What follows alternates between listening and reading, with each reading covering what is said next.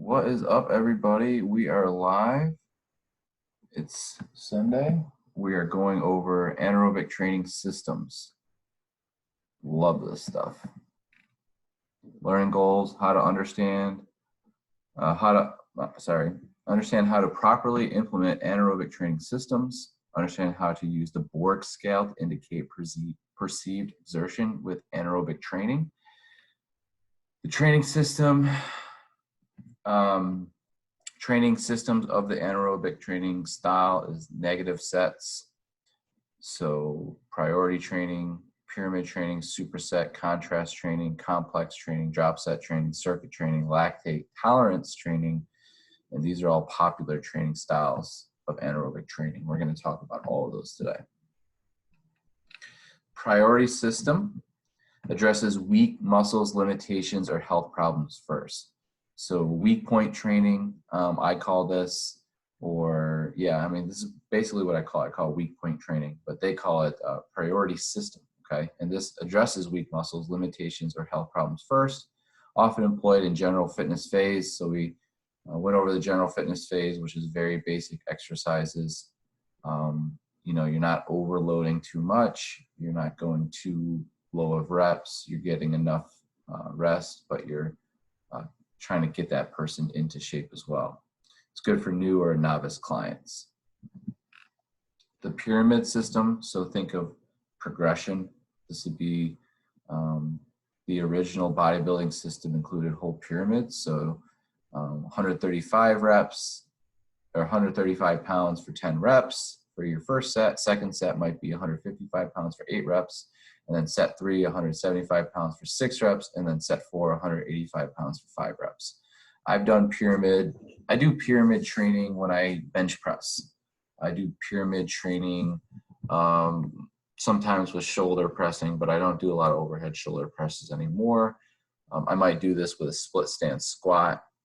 I might overload that way. Half pyramids are more useful and practical in physical therapy or personal training.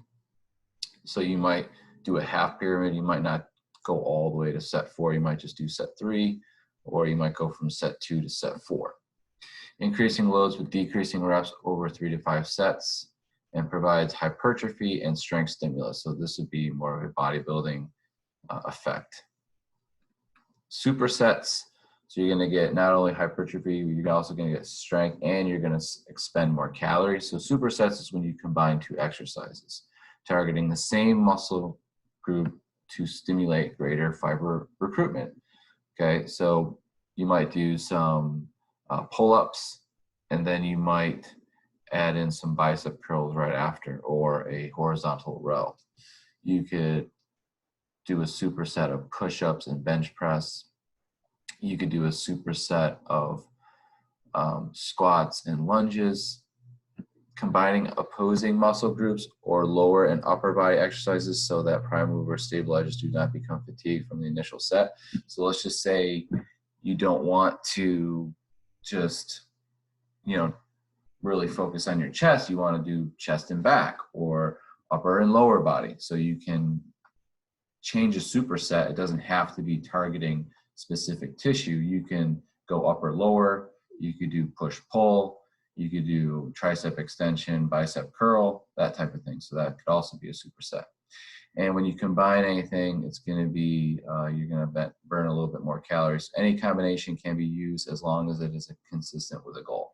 So obviously, if your goal is general fitness training, you wouldn't want to do 2 bicep exercises because that, not that it's not functional, but you might do biceps and triceps, or you might do push pull. You might use bigger muscle groups, or you might use multi-joint activities instead of just using single joint. So if you're a bodybuilder and your goal is to grow the biceps, then yes, then combine 2 bicep exercises for hypertrophy, strength, and also just burning more calories. So trisets. I like trisets as well. It's almost like circuit training, right? But for working out. So what you could do is a seated row or seated floor reach, body squats and a side raise for a beginner. Intermediate, you can do step ups, push ups, and abdominal crunch. and advanced pull-ups, lunge, and body dips. So these would be example of trisets for beginners, intermediates, and advanced.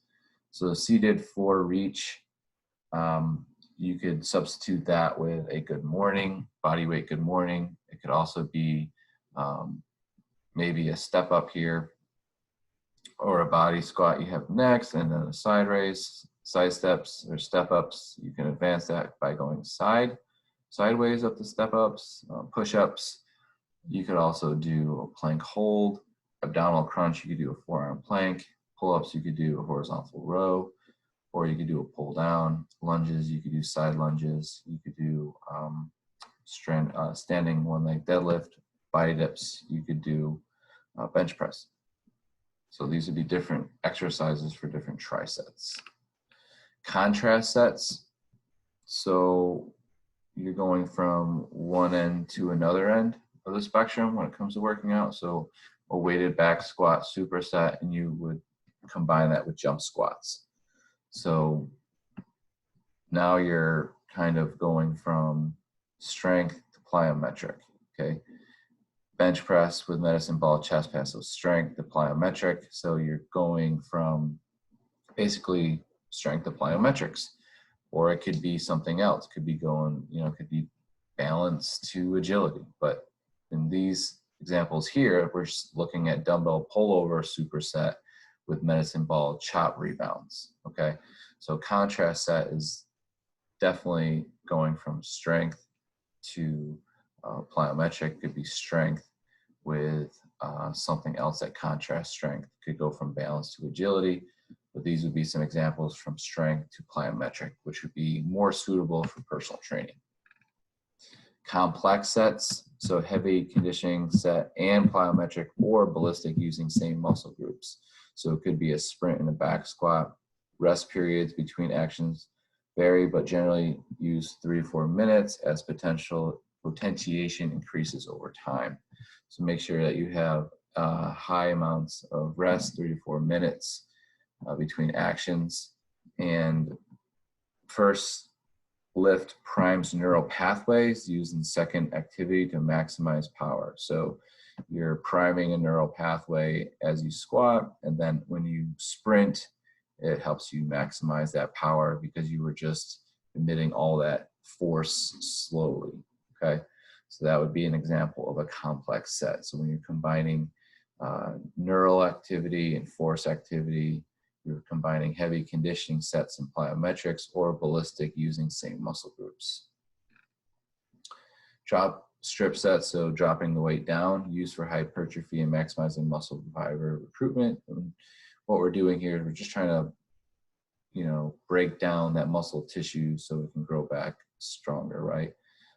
2 to 3 sets are performed in a row with only transitional rest. So you're not resting for a certain amount of time, you're just going right into it. So if you have a bench press and you have 2 tens on each side, a drop set would be taking those tens off after you perform your first set. And as long as that takes you to get those off, that's your rest. They can be added to the end of a pyramid set or integrated in other ways. So like right after a pyramid set, you could start stripping the weight down as you just see how many sets you can get. So let's see, an example would be 110 pounds would be set 1, 12 reps, 60-second rest. And then set 2, 120 pound, 10 reps, 60-second rest. And then set 3, 130 pounds, 8 reps, 60-second rest. And then set 4, you can do 130 pounds times 8, and then you're gonna drop it 120 pounds times 10, and drop it 110 pounds to failure. So basically, you can use drop sets at the end of pyramid setting, or you can just start with a drop set. So you could start with 130 for 8, and then go to 120 for 10, and then 110 to failure. So you can progress it as a pyramid and degress it with your drop sets, or you can start with drop sets. Circuit training, high caloric burn, tolerable whole body resistance, and short duration. Use up to 15 exercises performed sequentially for a predetermined time period or rep range. Rest periods are transitional, but can be 90 to 120 seconds between full cycles or rounds. So I like to perform 10 exercises in 10 minutes. I like to be working for about 30 to 45 seconds and resting for 30 to 15 seconds long. Rest periods are transitional, but can be 90 to 120 between full cycles or rounds. So after 10 minutes, I would rest for about 2 minutes before I go through the next 10 rounds.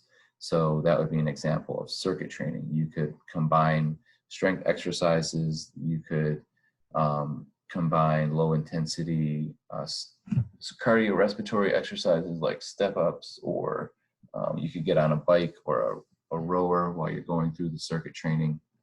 You can make them high demanding or low demanding. So that's a good thing. So you can make it like a Tabata workout where you're, maybe doing like arm circles and then you're doing leg kicks. You can make it into a dynamic stretch, or you can make it harder. Lactate tolerance system. The lactate tolerance system is a group of exercises. A group of exercises are performed as fast as possible. So basically, you're going through 50 modified pull-ups, 80 bench press push-ups, 80 stability ball leg curls, 40 medicine ball slams, or 60 air squats. Okay, so this is your CrossFit training, right? Lactate tolerance system. Any rest periods are dictated by client recovery and tolerance of metabolic discomfort, useful for highly conditioned clients. So when you're using the lactate tolerance system, you're just seeing how many reps you can go until the lactate basically takes over and your hydrogen ions are high and you need to be buffered. And when you start being buffered by lactate, it breaks down into pyruvate, and your body needs time to be able to get that tissue back to alkaline, and then it will be able to function again. So that's why you can't do push-ups forever or squats forever. Your lactate tolerance system takes over. So that would be an example of working in the lactate tolerance system, is to perform 50 pull-ups or 80 bench press push-ups or 80 stability ball leg circuits. Okay, this would be more for highly conditioned clients. Negative sets, they may help overcome a plateau. Eccentric phase loaded with 110 to 130% of 1 rep max. So basically, negative sets are eccentric training.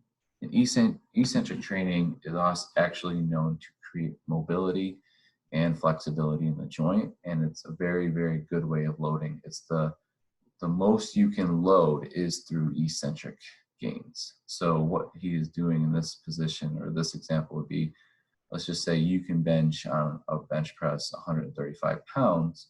Let's put 160 pounds on there, and then I want you to try to lower it down as slow as you can.